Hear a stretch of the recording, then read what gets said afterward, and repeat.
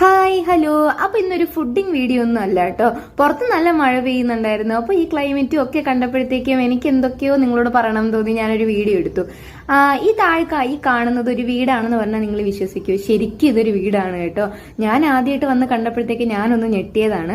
ഈ വീട്ടിൽ ഒരു 10 തൊട്ട് 15 അംഗങ്ങളുണ്ട് കേട്ടോ. അതിന് തൊട്ടടുത്തിട്ട് ഒരു കൊച്ചടുക്കളയുണ്ട്. അവിടെയാണ് ഇവരെല്ലാവരും ആഹാരം പാകം ചെയ്ത് കഴിക്കുന്നത്. ഇതിനകത്ത് എത്ര സ്പേസ് ഉണ്ടെന്നൊന്നും എനിക്കറിയില്ല. ഇത്രയും ആൾക്കാർക്ക് കിടക്കാൻ പറ്റുമോ എന്നൊന്നും എനിക്കറിയില്ല.